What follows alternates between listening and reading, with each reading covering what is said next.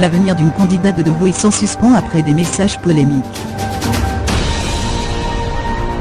La société de production de l'émission, The Voice, a indiqué ce mercredi qu'elle réfléchissait à l'avenir d'une des candidates au sein du télécrochet de TF1, après une polémique liée à son activité sur les réseaux sociaux, notamment des messages complotistes, qu'elle aurait postés après les attentats de 2016. Nous nous sommes expliqués de vive voix avec Ménel.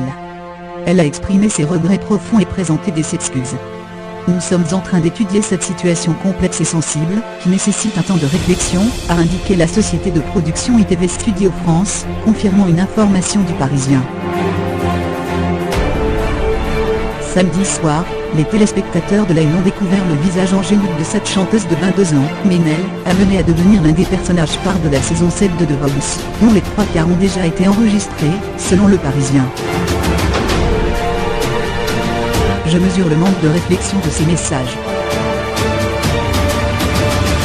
Dès lundi, une polémique naissait sur Twitter, des internautes exhumant d'anciens statuts Facebook de la candidate postés en juillet 2016, après les attentats de Nice et de Saint-Étienne-du-Rouvray et effacés depuis, où elle aurait notamment accusé le gouvernement d'être les vrais terroristes, et mis en doute l'attentat de Nice. Ménil Tissem, candidate de Acte Voix TF1, avait tenu des propos complotistes au lendemain de l'attentat de Nice. Elle était aussi femme de Tariq Ramadan puis tweetait comme 9Q3D puis moi. Conspiracy Watch, @conspiration, 4 février 2018. Plusieurs captures d'écran, notamment relayées par l'extrême droite sur les réseaux sociaux, montrent en outre qu'elle partageait sur Facebook des publications de l'islamologue Tariq Ramadan de Dieudonné. La jeune femme s'est entre-temps excusée sur son compte Facebook. Depuis quelques jours, des messages, que j'avais postés en 2016, sur mon Facebook privé sont ressortis.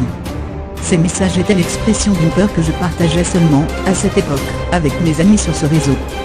Je regrette profondément ces messages, écrit-elle.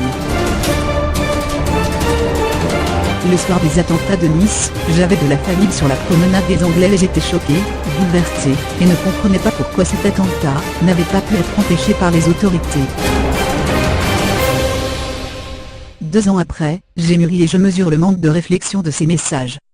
Je comprends que ces messages choquent et je m'en excuse, poursuit-elle, prônant un message de tolérance envers les autres et de paix entre nous.